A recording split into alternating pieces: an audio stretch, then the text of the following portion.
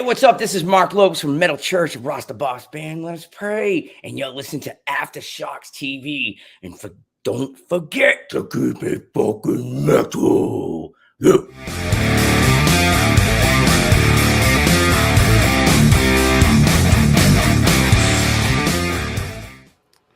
All right, Aftershocks TV. Thanks for everyone to tune in once again on this week's episode.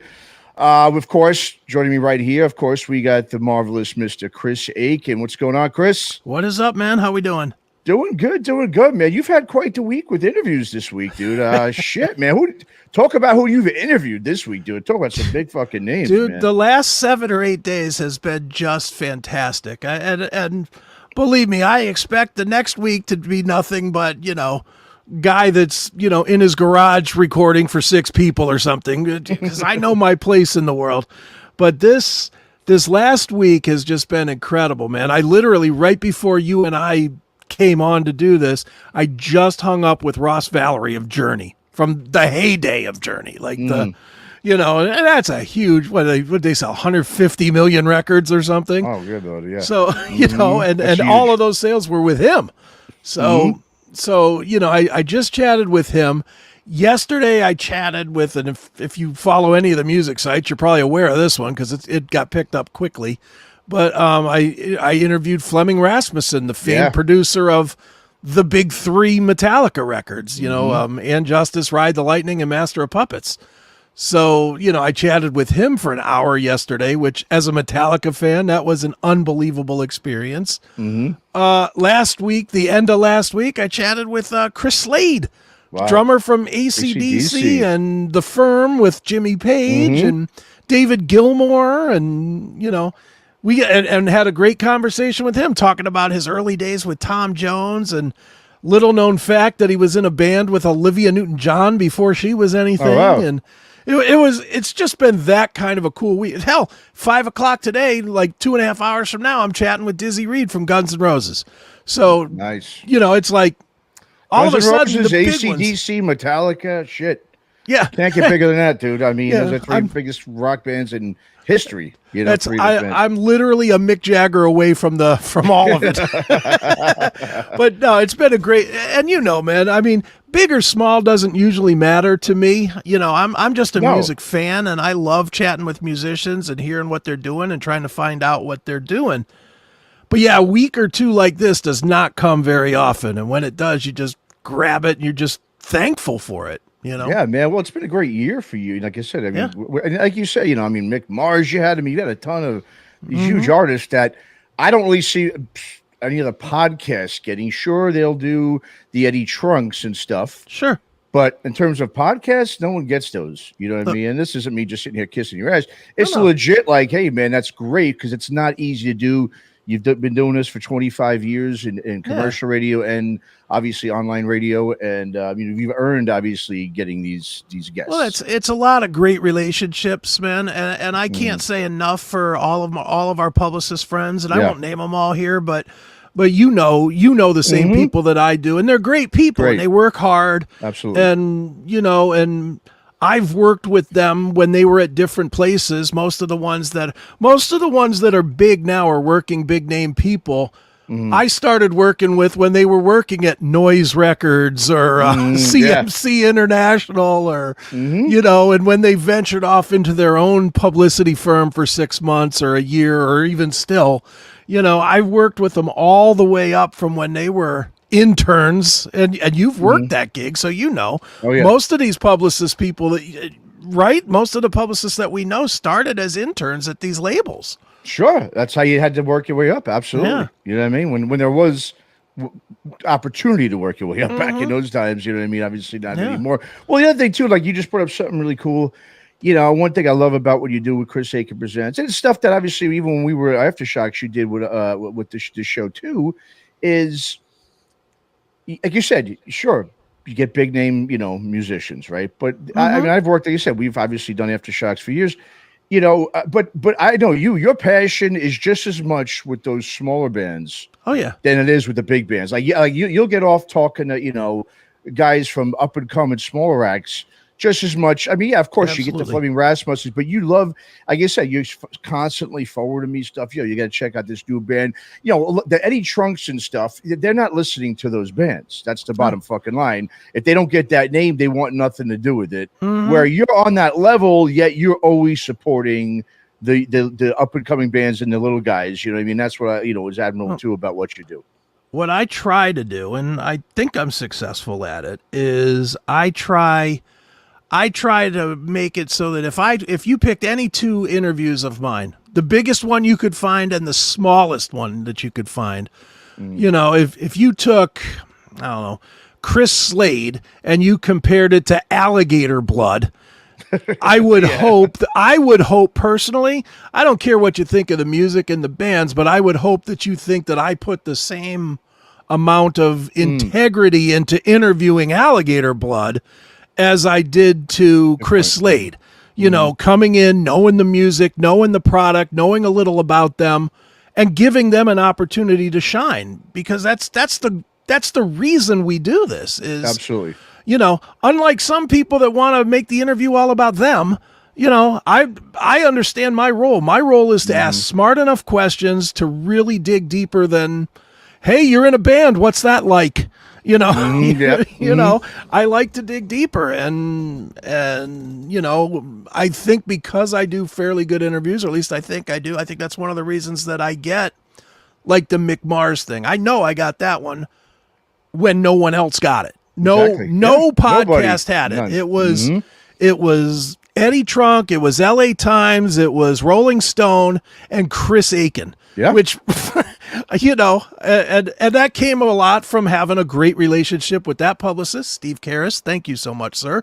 But I've had a long relationship with Steve, and he knows I do good work, and he knows that he won't come out of it with his artist going back to him and saying, hey, why'd you put me with that fucking rookie? Exactly. Well, and that's the thing. Like, you brought up a good point, man. It's, you build the relationships, sure, with the publicists and stuff, but of course they wouldn't be giving you these interviews to do if they know the quality of your work wasn't top notch. It wasn't really up there with the best, if not the best, which I think you are. I've always said that this isn't just kissing ass, obviously, because whatever. I mean, you've been obviously a big inspiration for me with podcasting, with just the way you conduct your interviews. I've absolutely been very influenced by it. I've said that for years.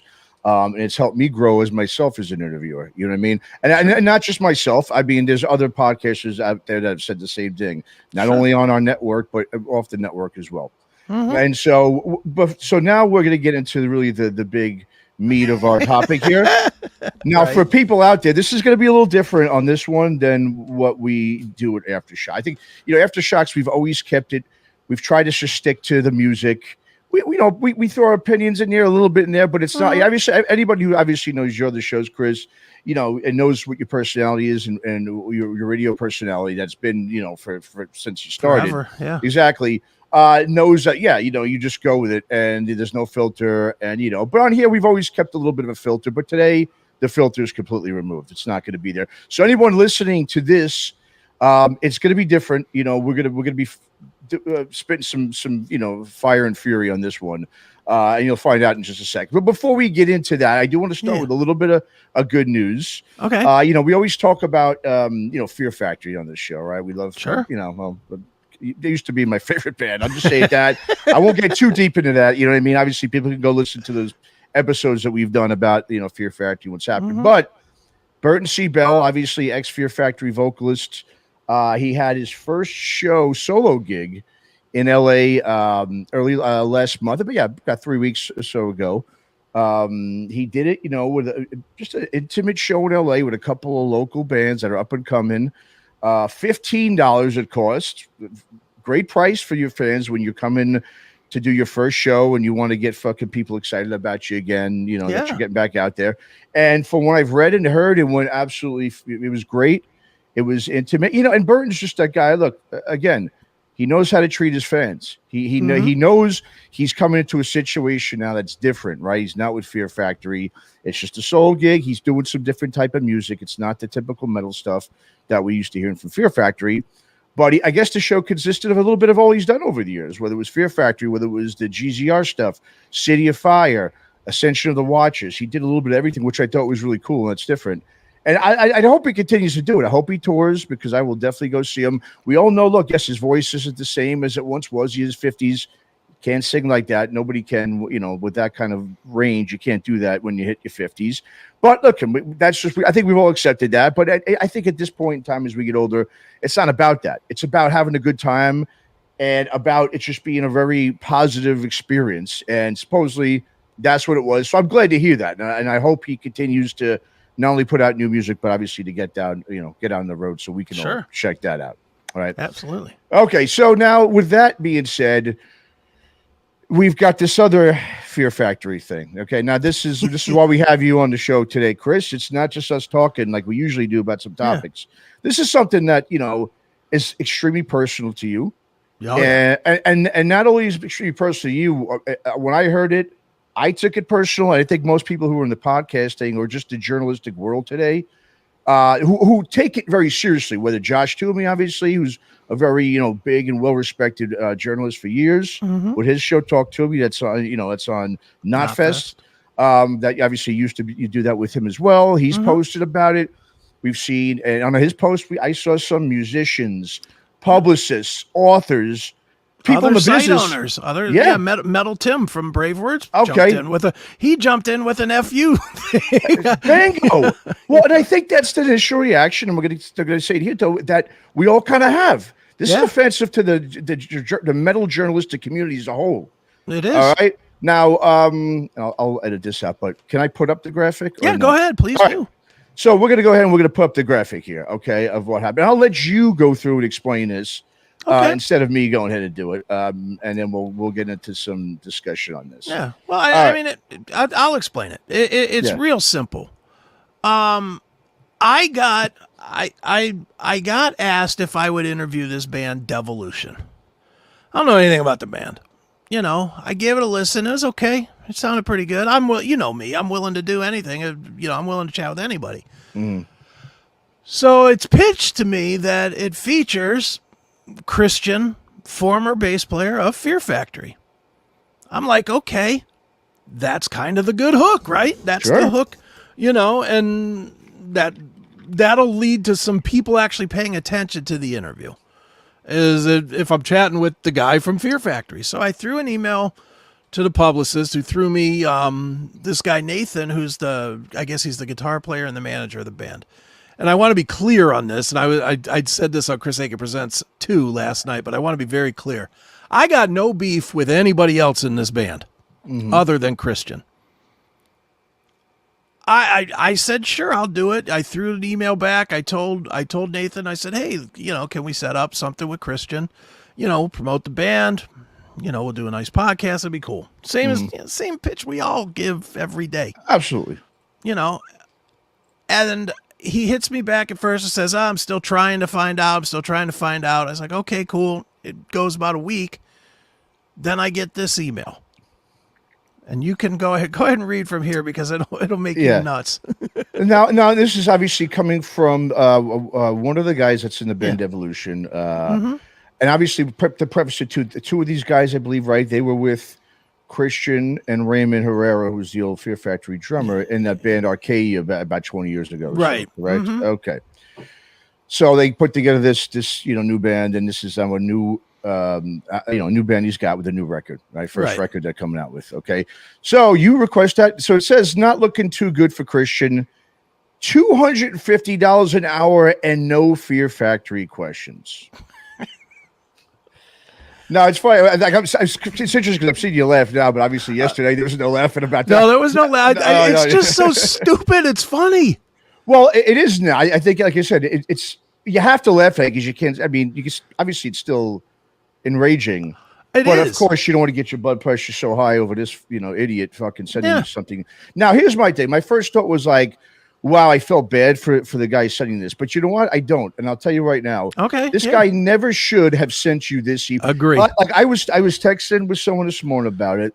And I was saying, if either one of these guys, Christian or any of these guys in this band, did their fucking homework to see who you were, and listen, like I said, you're not the type of guy that goes, "Do you know who I am?" That's not it. No, we just went over who you've interviewed this week alone. Okay, just this week. Okay, people want to go and check out what you've done over the years. Over my life, it's everybody. It's exactly. Literally the only ones on my list, just to, and again, I'm not beating my chest, but in the years that I've been doing this, the only guys in metal that I would want to interview and have not are Ozzy and Hetfield. There you go. And I've met both, but I've never interviewed both. But that's it. I mean, I've interviewed Iommi. I've interviewed Geezer Butler. I've interviewed Slipknot. I've interviewed all these guys from Fear Factory numerous times, for God's sakes. Limp Bizkit, Korn. Pick a style, and I've interviewed the top guys in it. Disturbed, Chicago, Journey, Foreigner, Styx. I mean, I've interviewed everybody at this point. And ironically, of all those huge names that I'm just throwing off the top of my head right now, not a one of them asked me for $250 an hour. Not one. I don't think one of them asked you for $1 an hour. No, of course not. That's what I'm saying. So obviously these guys had no idea, didn't do their homework as to the journalist you are. I mean, every week we're seeing something either on Blabbermouth or Brave Words or one of the bigger sites of an interview you've done with somebody with some okay, and so the fact that he would even, if I'm this guy, I'm just sending you, hey, listen, Christian doesn't want to do it, but me and this guy can do it. I would be like, Christian, give me a fucking break. Yeah, obviously you don't know who this guy is. No. I mean, would you send this to an Eddie Trunk? You know what I mean? Would someone really do that? I mean, of course not. No. So the fact is, they would have been better to ghost me. Yeah, exactly. They would have been better to ghost me, and I would have just been like, all right, I'll fuck them, and I'd have moved on. Yeah, exactly. Now, and listen, we've seen, I mean, look, if he did this to me, okay, big difference. I'm not on your level, right? It's still a dick move, and I would still talk about it. It doesn't matter who it's to, right? It doesn't matter who it's to. You don't disrespect someone who's taking their, look, nobody gets paid for this shit, Yeah. And listen, yes, we're going to come, this is probably, it's going to be geared towards musicians in general. Not every musician, of course, because most musicians we interview are super cool. There's nothing to do with them. But there are musicians out there that poo-poo these podcasts. Look, I get it. There's some that, they got it with their kitchen sink in the background, their kitchen and their fucking kids and cats and dogs running around. Right. That's ridiculous. That to me is not real journalism, and we hate that stuff. Yeah, of course. But the presentation, we've been told by publishers and stuff, I mean, all the shows we've got on the CMS network, your show, everybody, it's all professional. Yeah. This costs money, this stuff. None of us get paid a dime for it. Okay? This is all out of love. It's a passion project stuff that we're doing to keep this thing called metal, doing our little part to keep it alive, because it's not that it's dying, but it's it would be dying if there were no podcasts. Well, exactly. It would be gone. It would be gone. Not just dying. It would be gone. All these 80s bands that are filling these casinos or whatever, the reason they're filling these casinos is because there's 400 different guys out there willing to interview the fucking drummer from Trickster or whatever. And same now with the 90s stuff. It's guys like you and me interviewing a Fear Factory or a Candlebox or and especially a little more focused on the industry, the piece of the industry you deal with.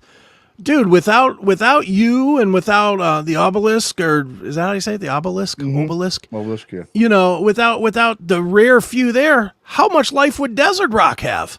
None. They don't have much press, and it's one of the reasons, I do the seismic sounds. That's for that scene. And I will say, in that scene, everybody, they appreciate it insanely. They share it on their pages. Look, we're doing this. This is for people to promote their bands, for these musicians to promote their bands. And whether they want to talk to us or not, we're not losing sleep over it. No. So it's one of those, like, we just want to give opportunities bands that need a little, so people know who they are. And listen, it's not like, you've got 10 followers on fucking Chris Aikens Presents, God's sakes. You've been doing this for so long. You've millions of downloads. You've got tons and tons. You've got a whole network.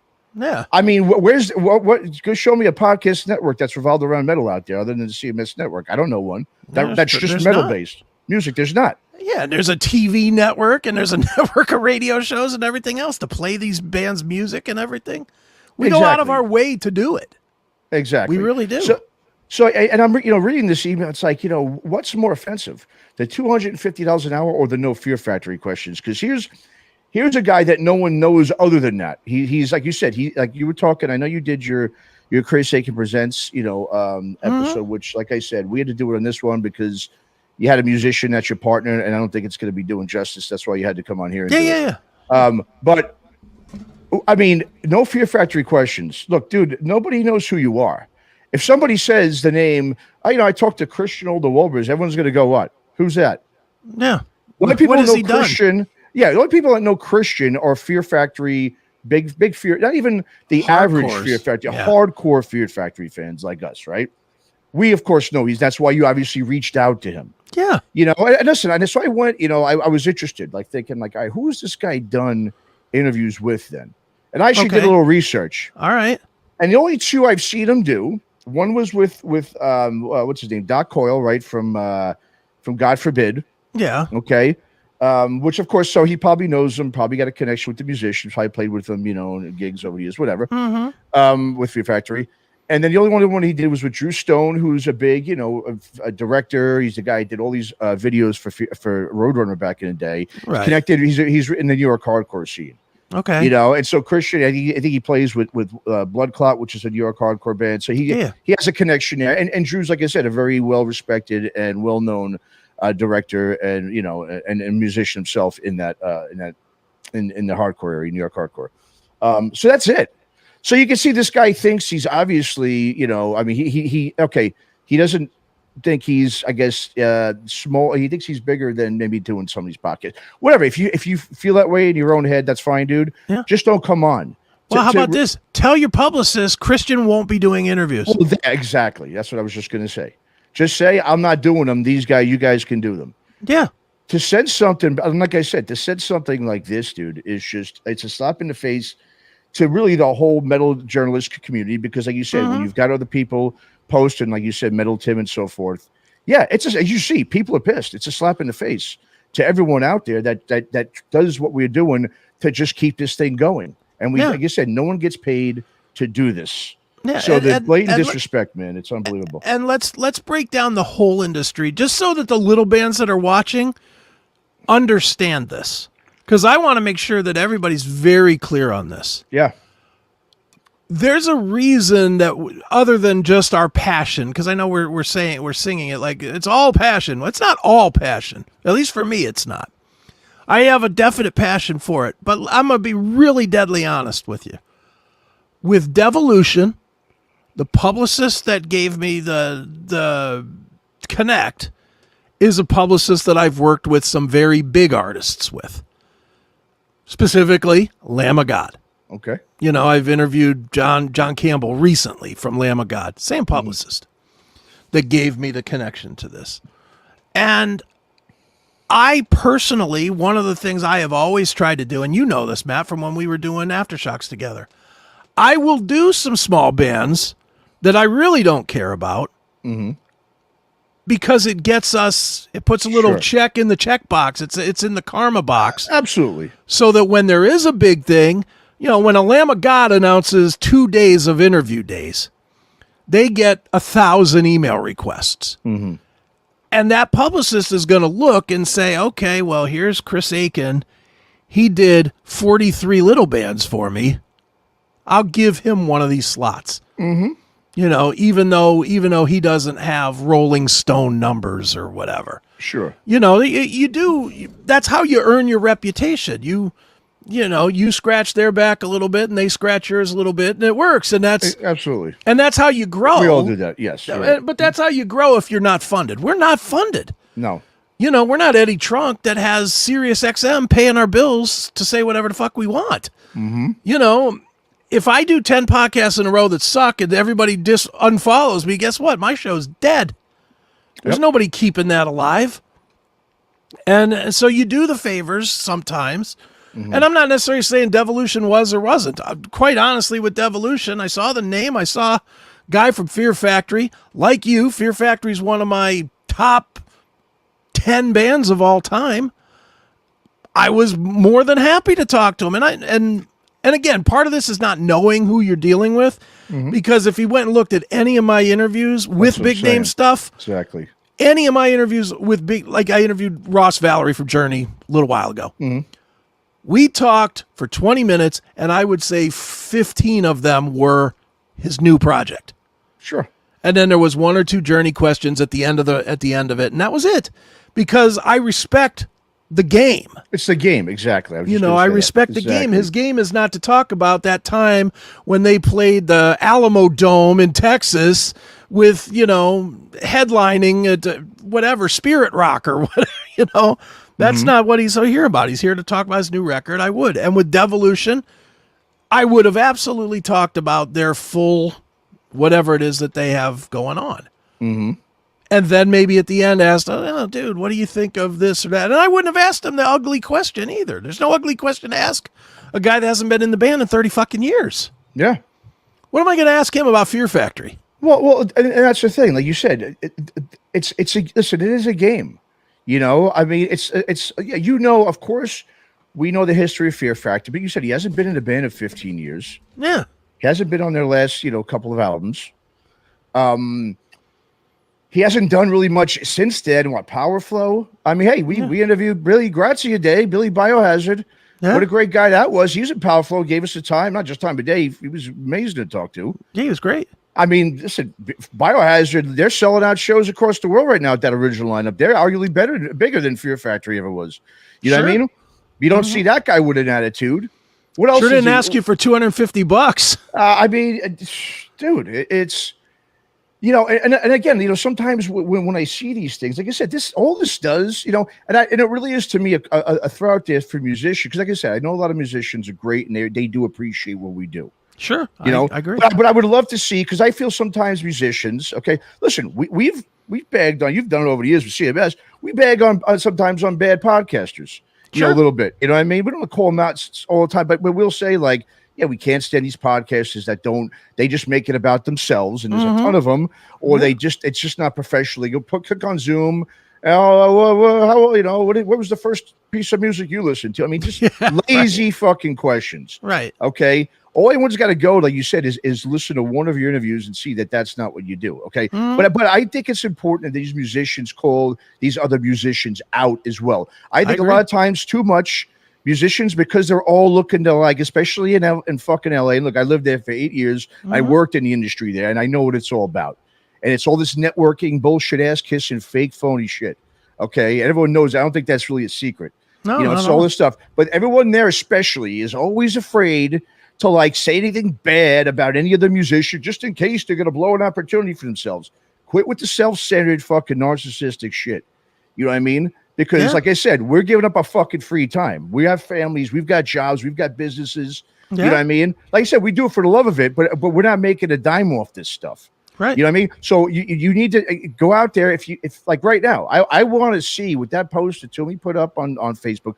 I want to see, and after we push this up, I want to see other musicians go out there and say, man, what a dick. You know, that's bullshit. I would never do that. That's disrespectful. We appreciate guys like you doing these things. You know what I mean? Because this isn't the days of the 80s, man, when there's all this money, in the 90s, where there's all this money in the industry and his band's getting signed. These guys are making a living, and and they're up in the upper echelon of society in terms of financial and social rank or whatever the fuck it is. This shit is all, underground level stuff now. Even the biggest of bands have come down here. Yeah. And they've all accepted it, and they're just glad that people still want to listen to their music and they're still interested in their band. But I want to see these musicians speak up, because too many times they're defending one another. Oh, well, that's just how the industry is. No bullshit. Stop defending bad behavior within your rank and in your musicianship. Because it affects you. It affects you. Our perception. Absolutely. It affects my perception of, and not even if they say, it's part of the business or whatever.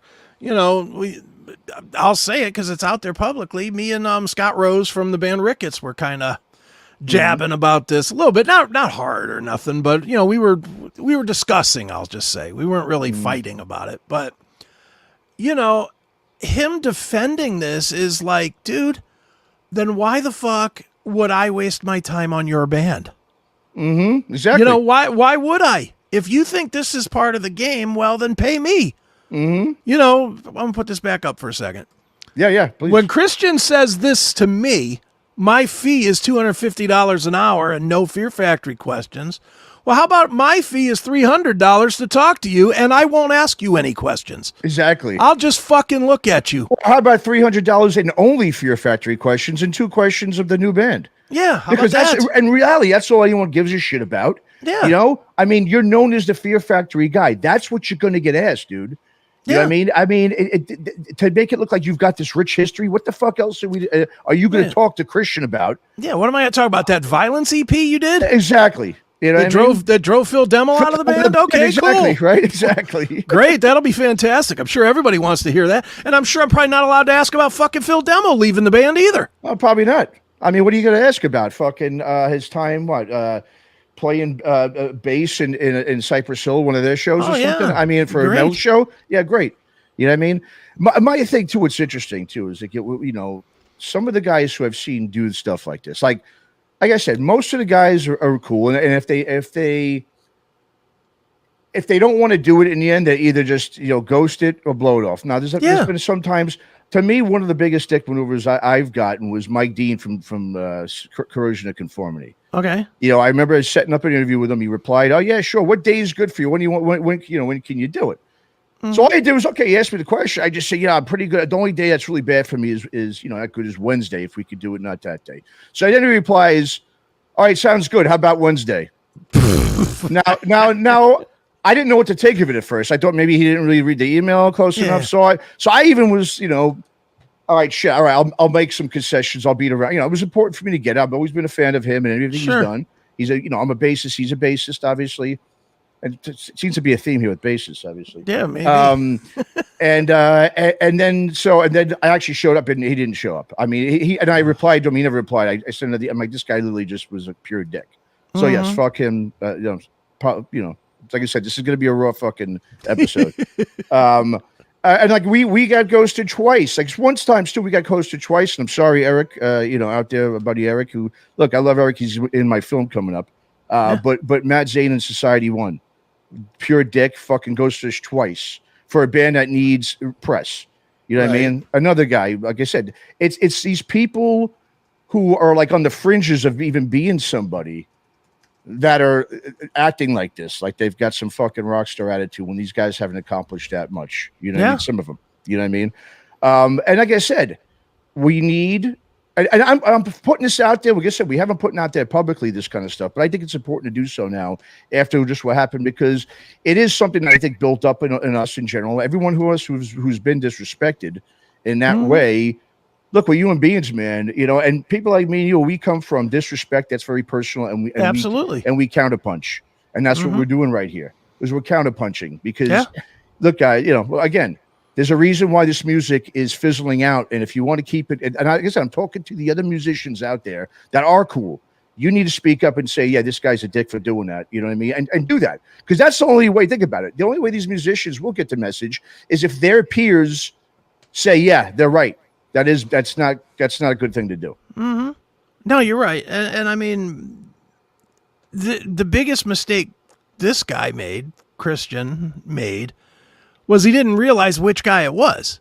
Mm-hmm. Because most guys would not fire back publicly. No. Most guys, let's be honest, most guys would be embarrassed about it. They'd and laugh it off. Yeah. Or they'd feel bad. You're right. They'd be embarrassed that their podcast got shit on like this. Me, I'm like, my reputation stands for itself. And I've always done this. I've always answered anybody that wants to fucking throw shade. I've bigger podcast than me, smaller podcast than me, bigger musician, small. I don't give a fuck. You know, and you can't cancel me because I've built my own businesses. You can't even do that. So I don't give a shit. But if you're going to disrespect me, I am coming both barrels. And I think I was a lot more angry last night than I am today, but I'm still really fucking mad. Well, again, it's a disrespectful thing, dude. You know, and that's why you said a lot of people are mad because people know your status. They know, you know, where you lie, I should say, in the world of metal journalism. Yeah. Which is right up there at the top. And if this is going to be done to someone like you, it'll be done to everybody else. Yeah. You know, and I think that's what a lot of us are probably even thinking, like, wow, man, if doing this to someone with your, you know, history, and what, like you said, we just went over what you've done this week with interviews. Yeah. And you wouldn't be getting these interviews if these publicists, didn't respect you and know that you could do as good a job as anybody can do it. Right. Well, and you and I have had that happen how many times where we come at the end of an interview, you finish up, you're getting ready to do the IDs and stuff, and what do they always say to us? That's the fucking best interview I've had on this run. Great questions, blah, blah, blah. Oh, we get that a lot. That's not us just going like this. So, like I said, we work hard at doing this shit. We do, and my point to that is that these guys do not walk in and get the, hey man, you have a new record. Now tell me about what you did 43 years ago when you formed Fear Factory. Exactly. We don't do that shit. We don't do those reaching bullshit history of, tell me the top 5 bass players that you sat in with, or we don't do that shit. Exactly. It's infuriating. I'm still really, really mad about it. The money thing is so insulting. I didn't even mention this. I don't know if I mentioned it to you. I know I've told a couple of people this, but on Saturday afternoon, somebody mentioned to me that this is something that you would see in Hollywood. Like it's more of a movie thing. And it kind of is. And TMZs of the world pay for the story and whatever. And I answered right back and said no, because, and this is totally random, but just out of the blue on Saturday, I was messaging back and forth with Kato Kalin, who is exactly that Hollywood guy. He's a Hollywood guy. He's a name guy. He's probably a guy that would say, hey, I'll do your thing, but I don't want to I don't want to answer any OJ questions. And my fee is this, he's potentially that guy, right?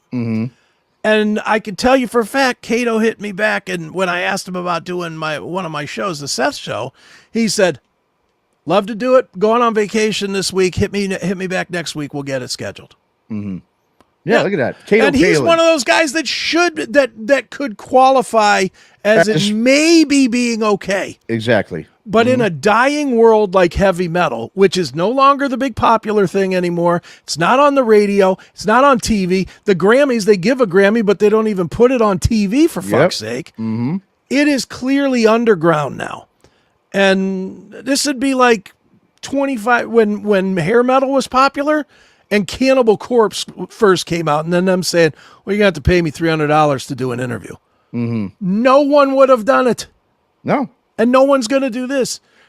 There's no one going to pay Christian Olde Wolbers $250. What is having Christian Olde Wolbers? I can't pronounce his fucking last name. What is it going to do for your show? If you give him $250, is all of a sudden now it's going to get thousands and 1 million views and it's going to go viral and you're going to have all these followers? Now, how am I going to recoup? How am I going to recoup my $250? Now, here's what are you doing that's worth $250? Exactly. Now, if Christian said you know what, dude, here, if you pay me $250, I'll go scorched earth and say everything in the fucking books about Fear Factory, right? Yeah. Now, you still wouldn't do it because it's like, dude, but he's at least saying, I'm going to give you a fucking bunch of shit that can really get you hits and something like that, okay? I don't think we'd be having this interview here or doing this episode if he'd said something like that. But the cherry on top of this is the whole no Fear Factory questions. Like, oh man, how lucky you are to kiss the feet of Christian Olde Wolbers, that you could talk about, not Fear Factory, but everything else that guy's done and this illustrious career of his that's going to drive a shitload of fans. It's going to get on all the publicity sites. Oh, forget it, man.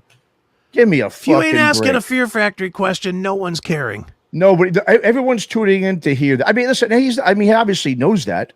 Yeah. But again, all you got to say is, if you don't want to talk Fear Factory, just say not interested. Sorry. Yeah. The other guys can. I mean, you're promoting a new band. I might think of these guys in a band, right? I mean, are you guys really going to be in a band with this guy? You think now your band's going to all of a sudden now get some? You've already got all these fucking people that are running some big publications, like I said, publicists, podcasters, whatever, that know what's going on with this. Your band's dead in the water already, man. That's a horrible first step. Good luck recovering from something like this. Like I said, part of me felt bad for the guys, but I don't, because they never should have sent you this fucking email. No, if they knew who you were, bottom line. I only feel bad for him because I think, and I don't know this guy Nathan from anybody, and I don't know these Devolution guys from anybody. So I don't want to say anything bad about any of them except Christian. Mm-hmm. My hunch, and tell me if you think I'm crazy on this. My hunch is this guy was in an awful spot. He didn't want to ghost me because I'm one of the very few that's put out and asked about this band. Mm-hmm. And so he was trying to be honorable and tell me the truth. That's a hunch. I mean, versus ghosting me or just blowing it off. I think he could have said something like, this is what he's asking for. I know that's probably I know you probably don't want to do that, and that's kind of a ridiculous request. Yeah. So I apologize, but if you still are interested, he's got to be a little more like not looking too good, blah, blah, blah. I mean, once again, that's still a bit of a disrespect thing. Like, it is not looking too good. Sorry. Why? Is it because my podcast is so bad that it doesn't look good for him? Exactly. Once again, you got if you're gonna send something to you with your reputation and what you've done, and if you're gonna write an email and it's saying like, okay, all right, he wants me to tell you this, at least put in there, yeah, I know it's probably not something you're willing to do, and I don't blame you, but if you want, blah blah blah. Yeah. But and you made a great point at the beginning of this. If this was Eddie Trunk, if this was Jamie Josta, never would have been done, dude. This email doesn't get sent to Jamie Josta. Of course not. Does it get sent to Rob Flynn? No. Like you said, does it get sent to, Eddie Trunk? Like I said, anybody, again. Rolling Stone, anything. I'm not, like I said, not even, listen, even if someone at one of these big metal, zines online, the Metal Injections and Metal Sucks, you think they're going to send them that? Fuck no. No, if Mark Groman hit him up from Brave Words. Exactly. Mark Groman would lose his goddamn mind over this. Of course he would. It's very disrespectful, and I took it as disrespectful, as you should. And unlike what I've heard, I mean, the weird thing is I've had not a bunch, but a few people that have messaged me like, "Dude, why are you making this so public? It's not that big a deal." Like, what? Nah, it is a big fucking deal to me. To me, it's a big deal because I put my heart and soul into these fucking interviews, into promoting these fucking bands. Not a big deal. Look. Again, there's this discord, between, and there's always been, right? There's always been this. Of course, listen, we're not stupid, right? Being in the press, we know there's a lot of fucking snakes. There's a lot of bad people, and there's a lot of bad people in the press. Just like there's a lot of bad people just in general in the fucking whole business, right? It evens out, yeah. Exactly, but those ones that are out there that have integrity. Okay, guys that won't fuck you over. Guys that if something maybe bad happens to you depressed, they're going to come to your defense. Yeah. That's how you build those relationships. You know what I mean?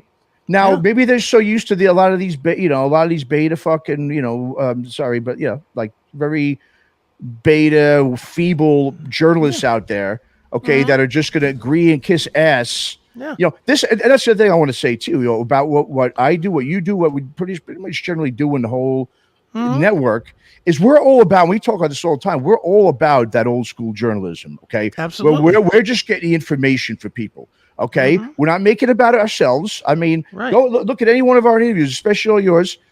How many times you talk about yourself? And I mean, I guess I've told you, I watched a band the other day. I wanted to interview that I got kind of screwed on. Not even a big band at all, but the interview with someone else a couple of years later, just the other day. And this guy, all he did was cut them off and talk about himself the whole time. You're never going to see guys like us do that. No, not at all. You don't do that. Never. I mean, I may interject something I've done to lead them to something they've done, but I never want them being like, oh, well, let's talk about you instead.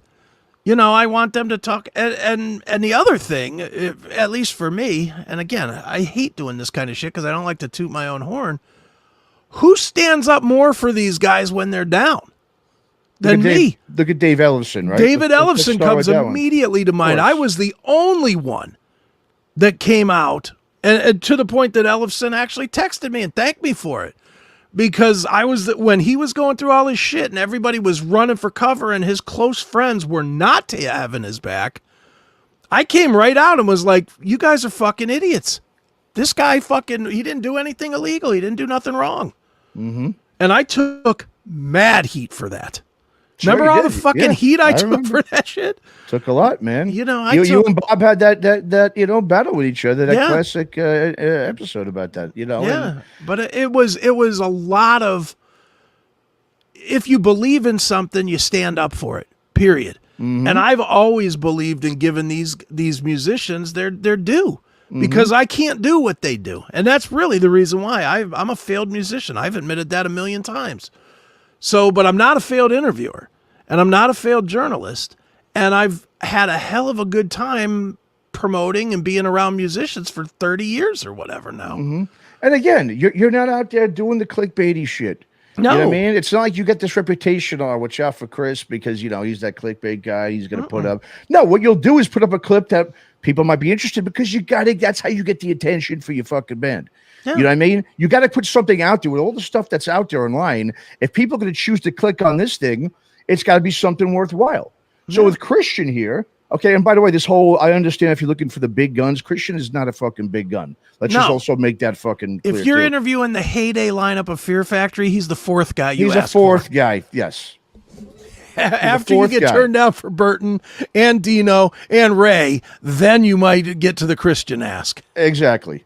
And there's still this thing out, I won't even go into the Fear Factory thing. But yeah, bottom line is, it's needed. And of course, if you want to get some attention for your band, you're going to have to ask a Fear Factory question or two. I remember when I interviewed, Burton years ago, when you hooked me up with that interview, I know, and they didn't want to, they were saying, look, he doesn't want to talk about Fear Factory. Okay. We knew that. So all he said was at the end was, hey, tell us what you can about it. And he told us what he wanted to, right? Yeah.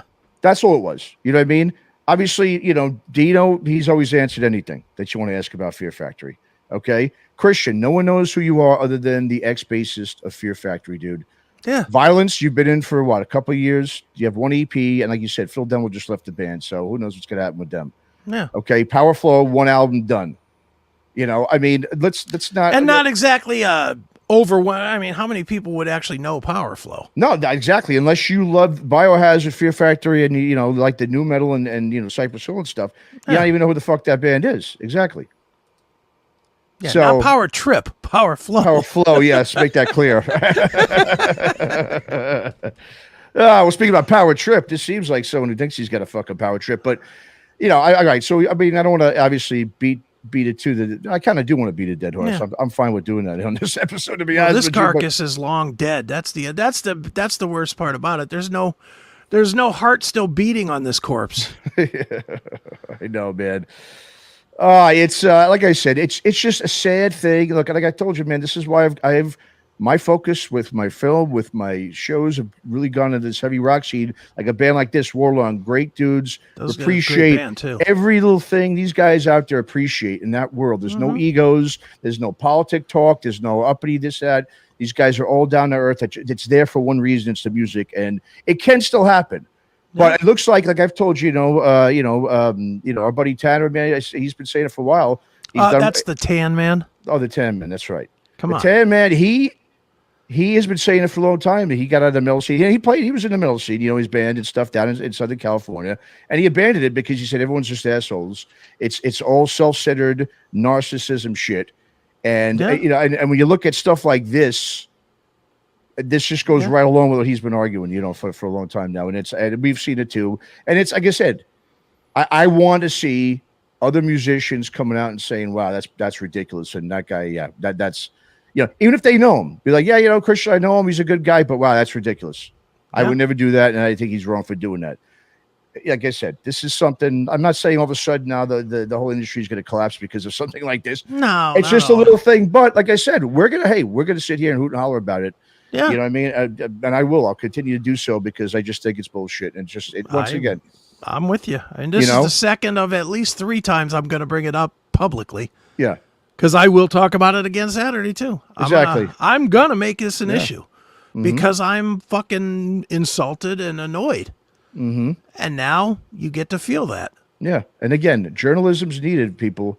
Guy like Chris is doing it the old school way, the Malcolm Dome way. The way it should be done, not the way we're not doing the clickbait stuff. So that's what people complain about all the time too, right? Oh, I'm sick of this clickbait fucking, press. But I get it. Trust me. If I'm a musician, I always put myself in issues. We always do. That's why we're cool with them in that way. That's why we don't ask those questions, and we're not doing little dicky things like that. We're not little fanboys either. We're doing it with respect, and like I said, we prepare for shit. When we go to those interviews, it ain't like no other interviews that people see.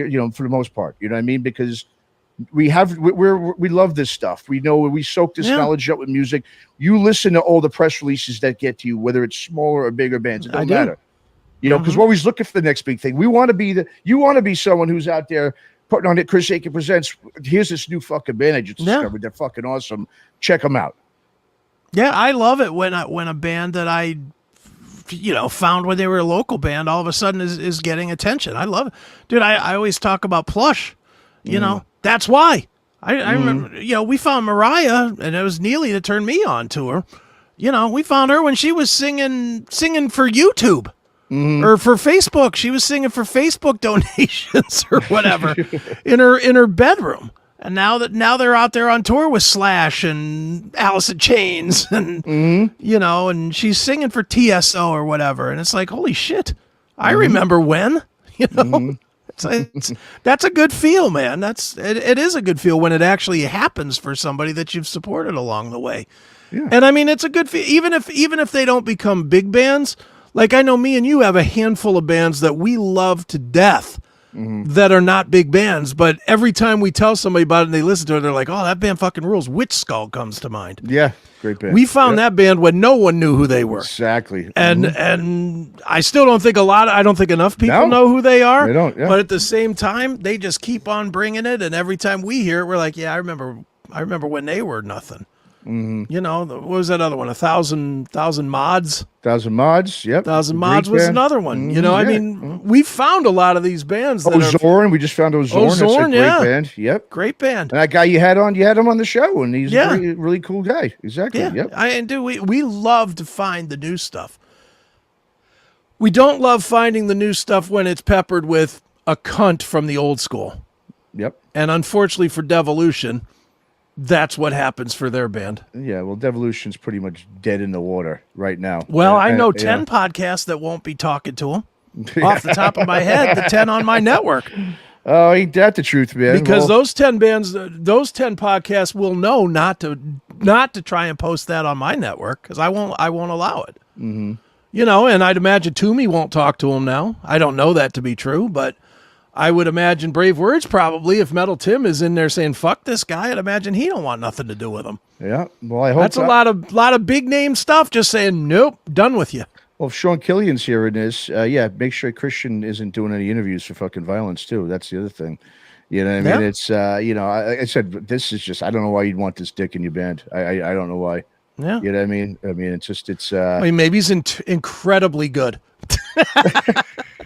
Yeah, because those bass lines at Fear Factory, that's what they're known for. That's what I always bought my Fear Factory for. Not because of vocals and the guitar riffs. It's all because of that bass line, dude, which just followed the guitar riffs anyway. I mean, give me a dude, when you talk about the greatest bass lines ever, Obsolete comes right to the front, doesn't it? Oh, sure. No, Transgression, right? Transgression. Yeah.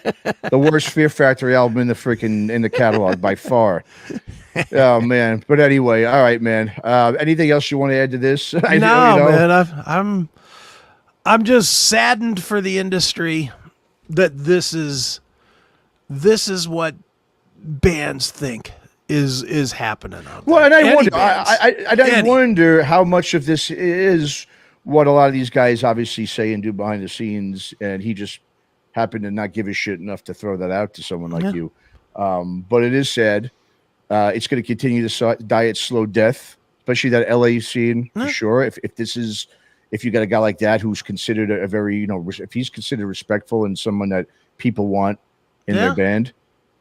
Well, and it's sad for us just as fans.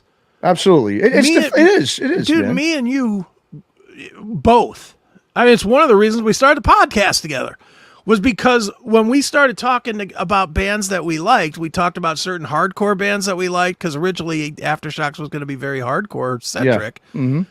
But then when we talked about metal, Fear Factory was like the one band right off the top. Yeah, the group. I mean, our first episode was Mark and what do you call it from Rob Arnold. Yeah. Rob Arnold, from Chimera. Yeah, because we were talking about the groove metal stuff, and we're like, okay, that'd be a good, definitely a couple of great guys to get on to talk about that. Yeah, and for them to take our passion from that band, and it's not only Christian on this. I mean, there's the Dino stuff from last year, and there's the whole way that the whole Burton Dino thing went down. There's a bunch of stuff, but you know, the band's never ending with that band, dude. It's crazy. Yeah. Honestly, now who cares about Fear Factory? We don't, and that sucks. That's sad. I mean, everyone knows on Aftershocks that watches the show knows that was my favorite band. But Demanufacture still this day is my favorite metal album of all time.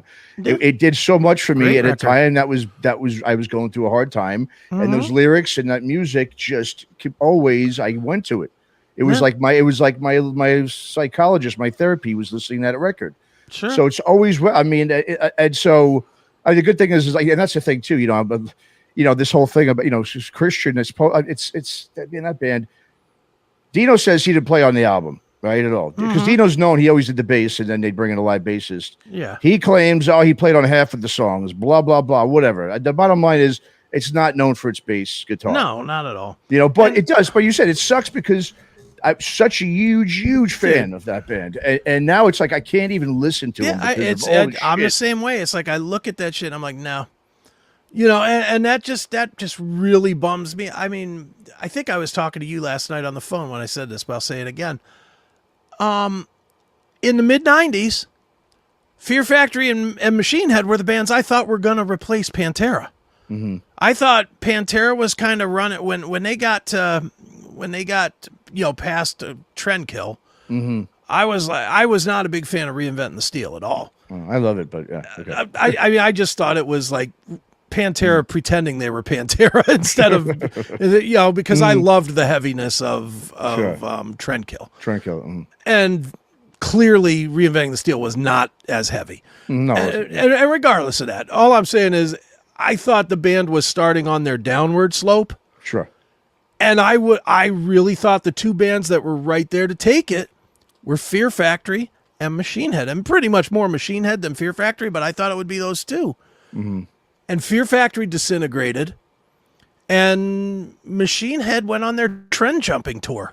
You know, let's be a rap metal band now. Let's do the Burning Red. The blood, the sweat, the tears. You know, it was so fucking dumb. And they blew it. And Machine Head, in their defense, they recovered very well. They recovered, but then they went to shit again, and now they've recovered again. So who knows with them?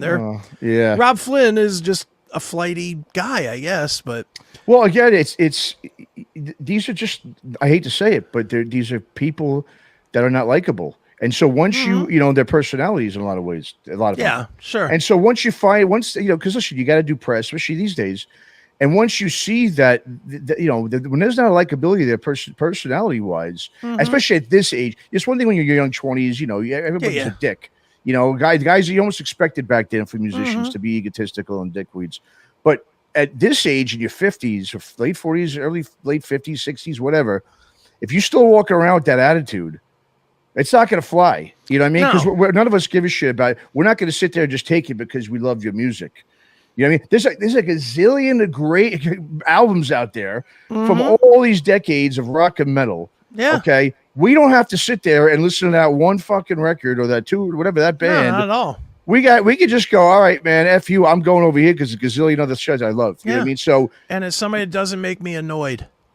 Exactly. You know, listen, let's put it this way: as you know, and a lot of musicians don't realize it. You know, you're not just a musician anymore. You are a marketer. You're a business person. Yeah. Okay. Now, any business person out there that's selling a product, okay, if the customer comes and you start treating them like shit and trying to charge them something that's just absolutely absurd for your service or whatever the fuck it is. Yeah.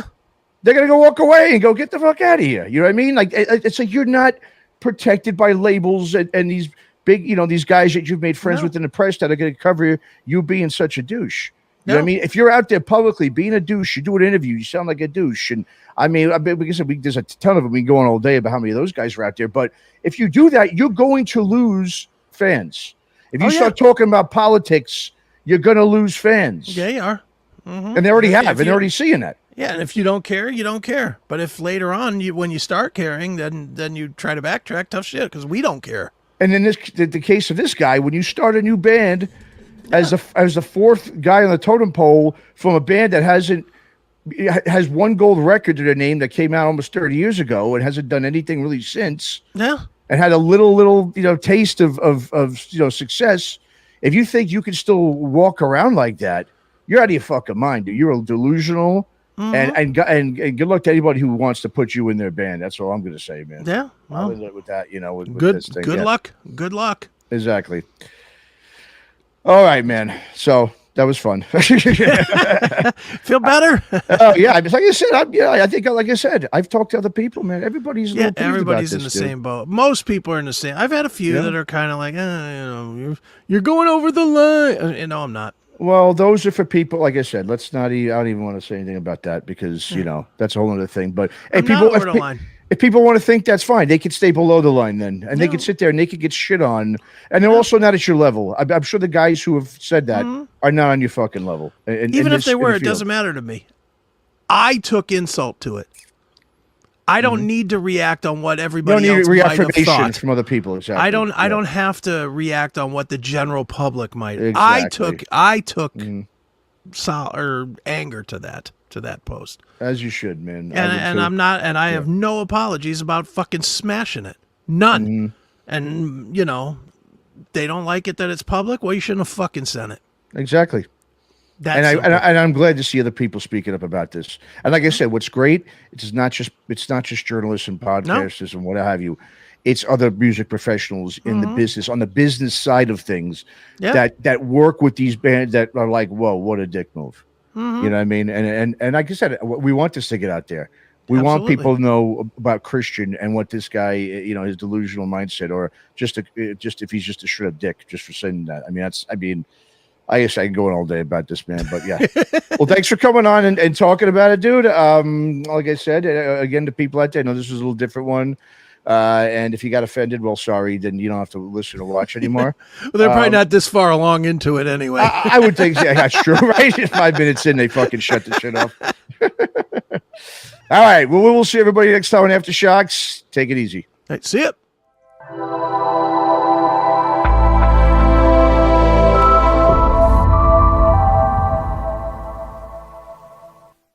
The Classic Metal Show and Chris Aiken Presents are proud to call Rumble our official video platform. No more being censored by fucking YouTube and other big tech platforms. All segments of The Classic Metal Show and Chris Aiken Presents are available now on our Rumble channel. Follow our channel at www.rumble.com/c/CMS. Want it on your TV? Just install the Rumble app on your Roku, Amazon, Apple devices, and most smart TVs. We have the other shitty platforms for the lazy people, but why watch it censored when you can see our shows the way they were meant to be presented?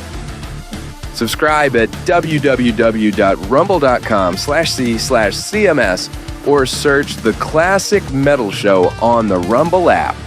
Let's go!